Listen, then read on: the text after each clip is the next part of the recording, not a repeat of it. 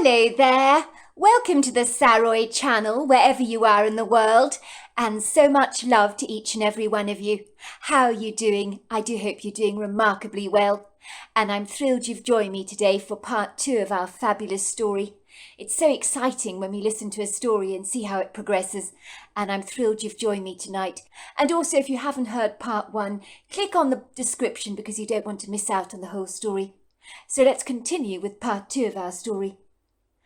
I fumbled around awkwardly under the various plant pots in search for the front door key of my grandfather's property, and I found it under a terracotta pot that contained a huge bush of pink hanging geraniums that were in surprisingly good nick for plants that had not enjoyed a good watering in a while.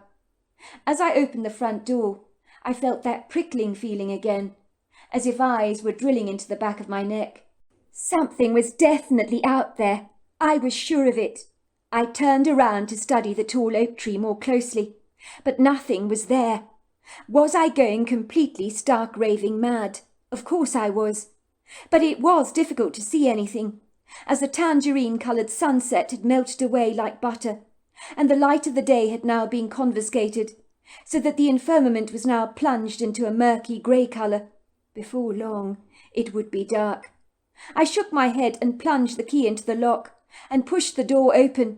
It swung smoothly on its hinges, as if it had been recently oiled. I walked cautiously inside the house, dragging my suitcase behind me, and once I was in the entrance hall, I double-bolted the lock behind me. The elegantly presented entrance hall was tiled in dark red terracotta tiles, and boasted a grandiose Turkish rug, with designs in rich scarlets, blues and reds. In pride of place, against the wall was a very ornate, beautifully carved walnut desk that possessed lots of tiny little drawers. It was now covered in piles of post, and on the adjacent wall was a long rail of hooks where overcoats had been hung, and on the floor below, on a vertical shoe stand, was a long line of walking boots, all lined up in a neat row. On first impressions, the farmhouse looked as neat as a new pin, and not like a place where a slob would reside. But appearances can be very deceptive, as I was soon to discover. The entrance hall and the first living room were impressively tidy, giving you the false impression that the rest of the rooms in the house were equally as well turned out and presented.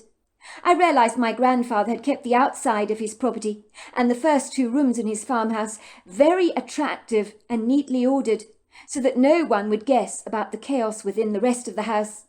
I could understand him doing that.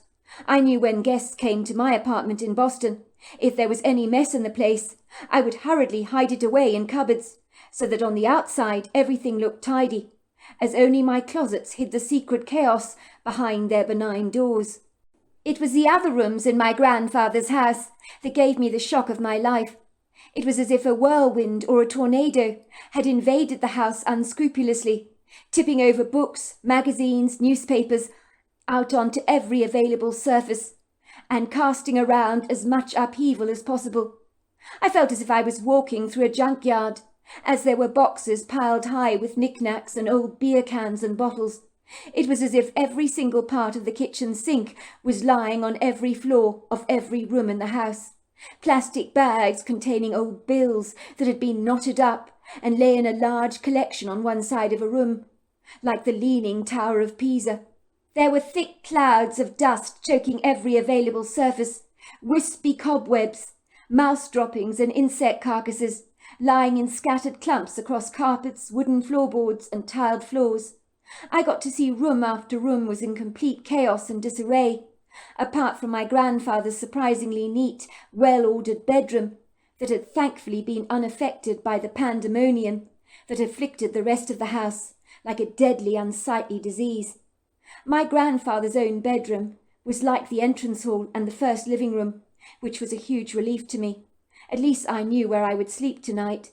There was a large king-size bed in the bedroom that had been freshly made up with clean cotton sheets that smelt of lavender, 2 nightstands with Tiffany lamps, a large dresser, an upholstered chair, a dressing room and a bathroom, all that were very well presented and perfectly clean, even if the furniture was slightly tatty and outdated, and the curtains rather threadbare. I wondered sadly if my grandfather had kept the bedroom neat, as a mark of respect for my grandmother, as I believe she had been very punctilious when she was alive. I was sad to see, when I opened up my grandfather's closets, that my grandmother's clothes from over 30 years back still remained hanging on the clothes rails, covered in plastic wrapping and tissue paper, and on the walnut dressing table there were her powder puffs, some sterling silver-plated hairbrushes, and crystal perfume bottles with sterling silver tops that were now almost considered antiques, and I believe are very collectible now. I curiously lifted the lid off the perfume bottles to smell the scents. I smelt jasmine in one, rose in the other, and orange blossom neroli in the third. It seemed I had more in common with my late grandmother than I realized, for these were my favourite scents in the entire world. The whole room was now flooded with this fragrant, impressionable bouquet, the wistfully nostalgic scents that brought tears to my eyes. I could almost imagine my grandmother standing there, with her short, curly, blue-rinsed grey hair, staring at me through her pale blue eyes, framed by the flamboyant pink spectacle frame she would always wear, giving me one of her irresistible warm smiles that would always make my heart melt. As strange as it may sound, in that moment I could swear she was standing right there with me, but I told myself I was clearly losing it. First I thought someone was staring at me from outside the property.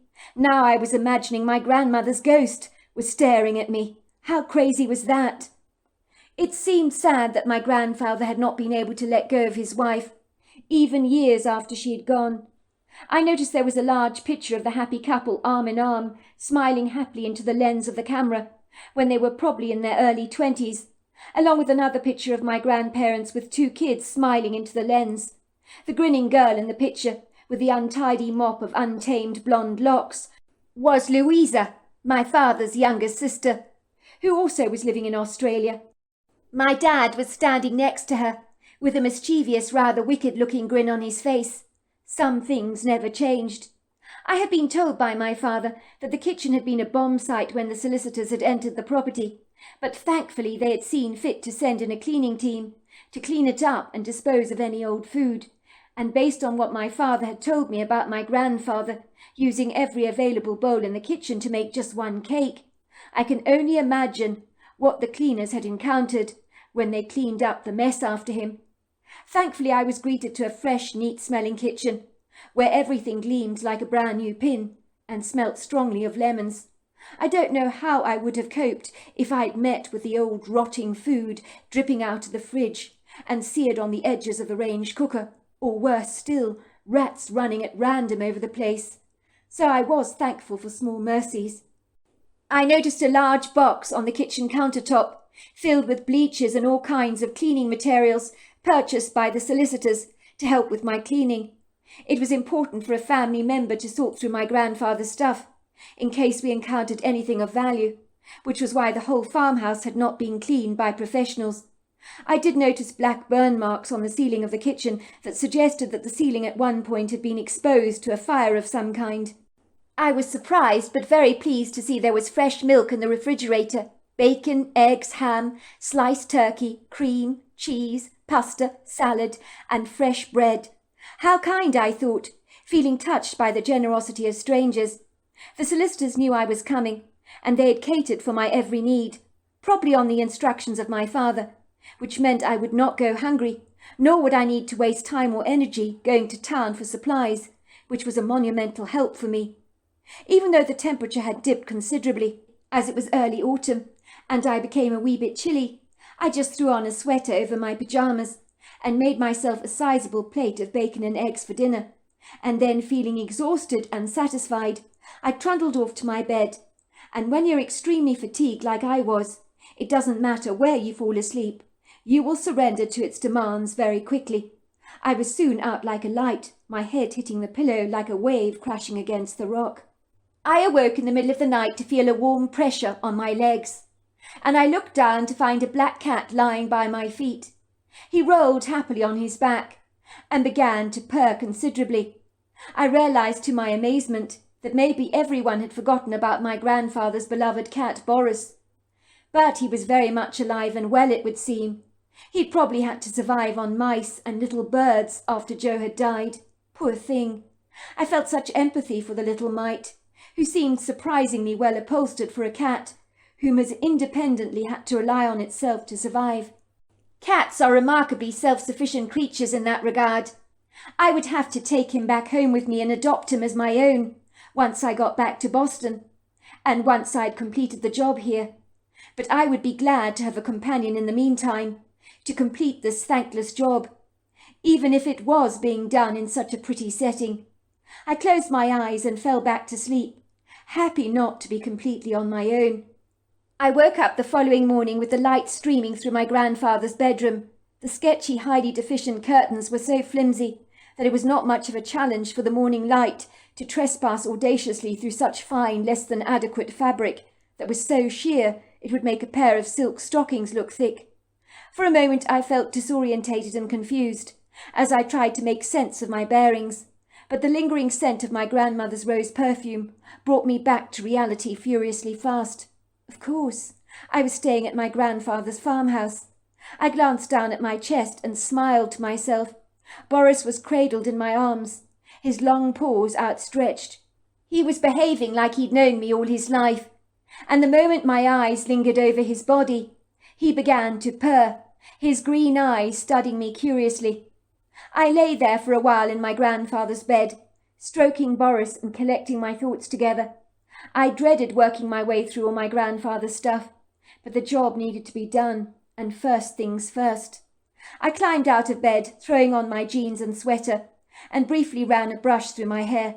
Then I brushed my teeth, while Boris tagged behind me like a devoted dog, as if he was terribly afraid to let me out of his sight, lest I should abandon him like my grandfather had done, by serendipitously dying. I was surprised to find that the store cupboard was very well kitted out, and there was a huge supply of canned tuna and a plethora of canned cat food that had probably been purchased by my grandfather, but it was all well within its sell-by dates, so I opened up a canned tin of tuna for the cat and put it on a plate. Little Boris guzzled that tuna like a prisoner in Auschwitz being given chocolate for the very first time and going ballistic. The poor thing had clearly missed his tuna. He began to purr, rubbing his head against me tenderly, as if marking me as his new best friend. After enjoying a large mug of coffee and some toast and jam, I began to pertinaciously gather bin bags together, which I proceeded to stuff with all my grandfather's trinkets that no longer had any earthly use. I made 3 piles, 1 for stuff to be thrown out, 2 for stuff to be donated to relevant charities, and 3 for stuff to be kept. But the way things were steadfastly progressing, it would seem most of the stuff was heading directly to the dump. Soon I got into the methodical rhythm of things. The cleaning up became relatively plain sailing. Most of the stuff obviously needed disposing of, from cardboard boxes, papers, comics, old letters, magazines, beer cans, and so it was easy enough. But this throwing out malarkey, as my father had wisely warned me, was certainly not for the faint-hearted. He was right about that. Before long I had piled a great deal of the trash into the outside dumpster, and as one room was emptied out, I felt a huge sense of self-congratulatory accomplishment and pride. I soon ran a hoover over the room, dusting and polishing fastidiously, until it gleamed and shone, leaving the room smelling like lavender polish, and looking like something in a magazine. That's if you didn't pay too much attention to some of the outdated, rather frayed furnishings. In a strange way, it was actually quite a satisfying feeling cleaning away stuff, rather like removing the dust from an old diamond and buffing it up again. As I glanced around the room that I had thoroughly cleared out, I could not help reflecting how pitiful it was that my grandfather had allowed this unnecessary clutter to completely dominate his household, robbing him of fully enjoying the prepossessing benefits of this perfectly lovely room. And with a touch of fresh paint, it would be very homely indeed. In fact, once I finished clearing out all the clutter in this farmhouse would be every buyer's dream, who was looking for a dreamy location in the countryside, that is. It was when I returned to the kitchen that I noticed there was a large golden urn on the windowsill that I realized contained my grandfather's ashes. I knew I would need to be sprinkling them in the woodgrove when I got the chance. It was so sad to see that his remains fitted into this tiny little container. I decided I'd done enough clearing out for the day. It seemed almost criminal to be confined indoors, when the breathtaking countryside beckoned to me. and the soft light of the afternoon sun enveloped me so warmly in a friendly hug.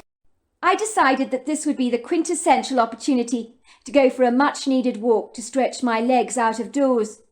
But as I was casually ambling through the entrance hall of my grandfather's house, I found myself inexplicably and rather strangely drawn to the very attractive walnut desk.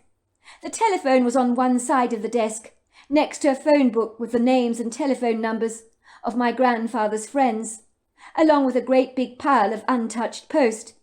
But that is not what grabbed my attention. I noticed a tiny piece of black thin ribbon dangling out of one of the tiny drawers in the desk. So I pulled the drawer open, but it was completely empty of any contents.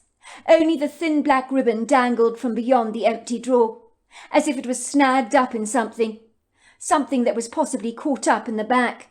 I tugged at the black ribbon, and then suddenly the back of the drawer slided back like a drawbridge and opened out into a secret hiding place, and I realized the black ribbon was attached to a thin little leather notebook.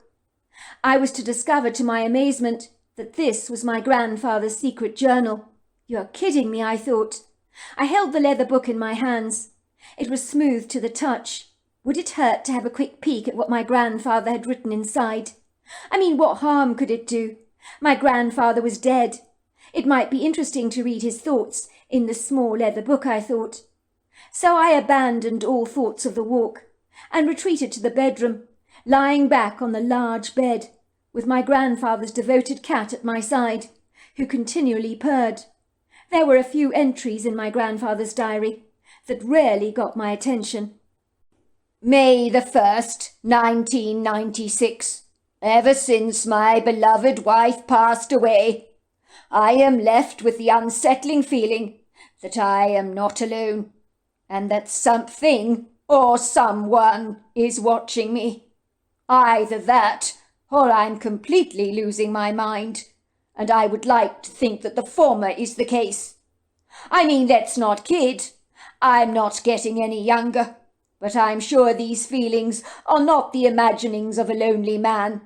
Granted, I do feel very alone, without my beloved wife by my side, but I'm not making this up. Something is out there. The feeling of being watched persists day after day. Another peculiarity that I'm trying to make sense of is that I've been preparing my firewood for the long winter ahead, months in advance, which is what I always do in preparation for the winter.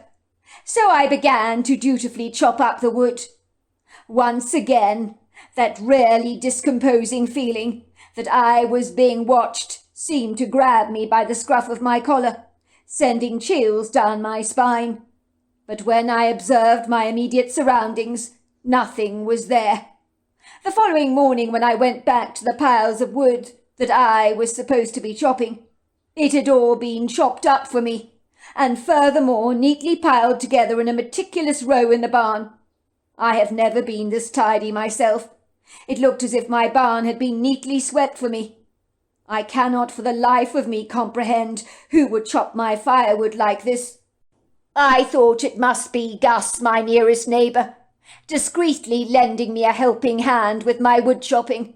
But he assured me he battles with chopping even his own firewood, due to the arthritis in his wrists, his hands and his fingers, so he wouldn't be inclined to chop mine for me, unless I was in very disagreeable health. He looked at me kind of funny, I have to say, as if he secretly wondered whether I was losing my mind or getting early-stage dementia.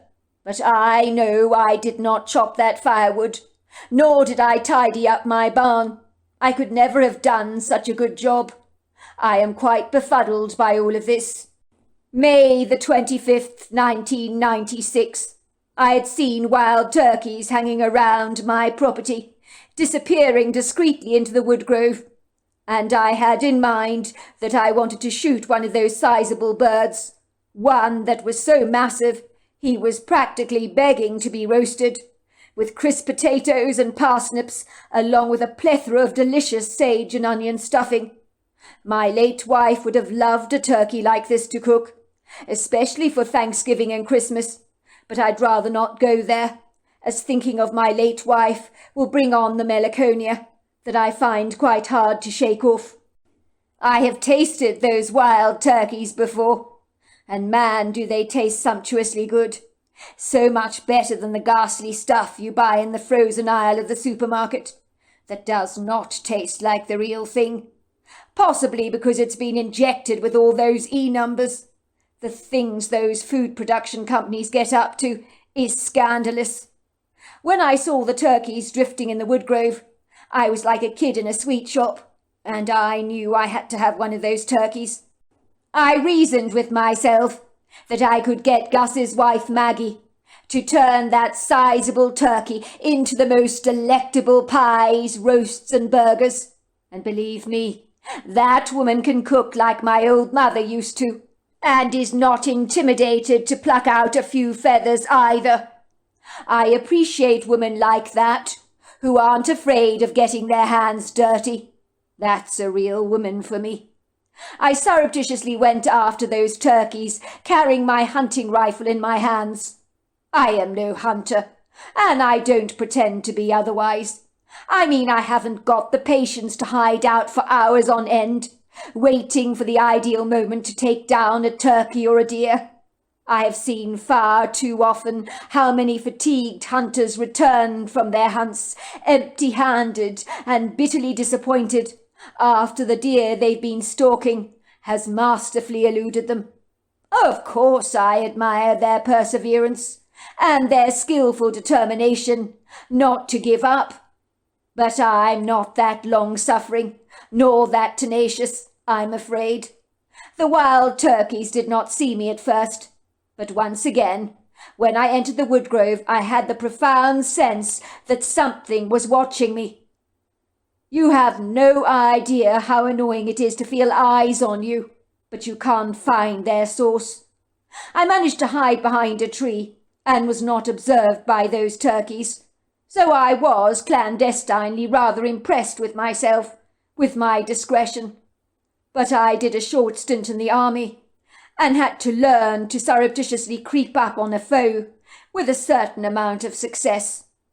Unfortunately, things went badly pear-shaped for me from thenceforth, as I regret I aimed my rifle at one of those turkeys, and it seemed that my bullet misfired dreadfully, and there were feathers flapping around, along with the screeching sounds of the turkeys as they bulleted away and were completely gone from my sight. I was crestfallen, reasonably downhearted, I have to say, by my abysmal hunting skills and complete lack of progress. I was getting ready to leave the woodgrove, and it was only then that I realized that the largest turkey that I had been aiming at with my rifle was lying deceased on the forest floor. I was sure I had missed it, but it was as dead as a dodo. Maybe I wasn't such a bad hunter after all. I must have killed it. I felt so delighted as I picked up the turkey in my hands and went back to the farmhouse with it. But that was when I noticed that the neck of the turkey had been strangled. It had not been killed by a gunshot. I don't know how to describe how shocked I was. That turkey was alive and well in front of my eyes. I tried to kill it with my hunting rifle. I thought I'd missed it as it ran away. Well, I thought it did. But there it was, mysteriously lying on the floor of the woodgrove, strangled. If I didn't kill it, then who did? Something strange is happening. Anyway, I told Maggie I'd killed the turkey, and she's eager to cook it for us. The only sobering thought is, if I didn't kill the turkey, then who did? June the 12th, 2002. Last night I could have been killed. It's a miracle that I am not dead. I just can't believe that I'm still alive and well, breathing in God's rich fresh air. But something saved my life last night. And the roof over my head, I hasten to say. I think with the onset of old age, I'm getting a tad forgetful. Sometimes I cringe when I think of my late wife. She could be looking down on me from the heavens and seeing the pig's ear I've made of this house. I actually feel my whole face and ears flushing bright red when I think about it. I'm only glad that my son and daughter don't visit me here at the farmhouse. They would be so bitterly disappointed in all the chaos. and if they would see it, I would feel very ashamed. My late wife, bless her heart, was prudently punctilious when she was alive, so very good at keeping things well ordered and clean.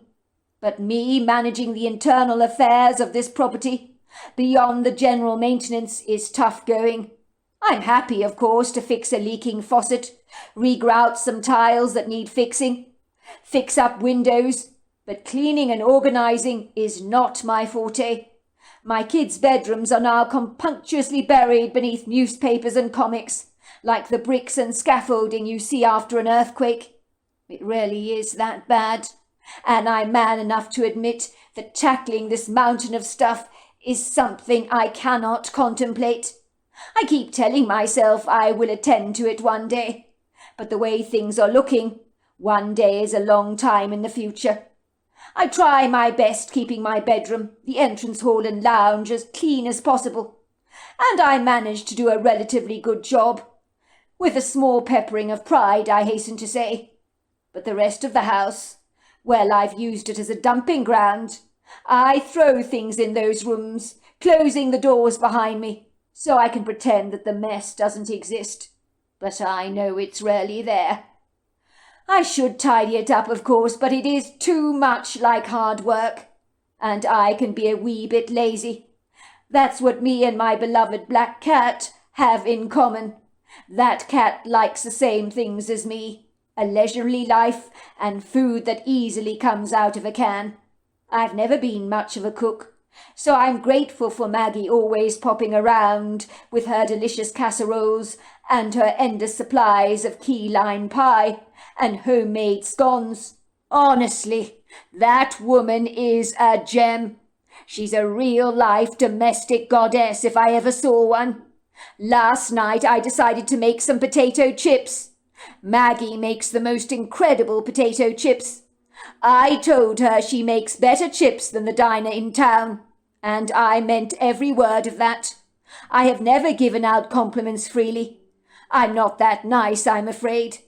Suffice to say, Maggie modestly waved her hands in the air and told me the chips were easy to make and she'd give me some lessons. And on Tuesday night, she gave me a lesson. It seemed pretty straightforward to me. I felt reasonably confident that yes, I could do this. I peeled and boiled the chips and left them between sheets of kitchen towel to dry, while I placed the chip pan on the hob. I decided to just read the newspaper in the living room for a while, and I forgot all about the oil boiling away on the hob.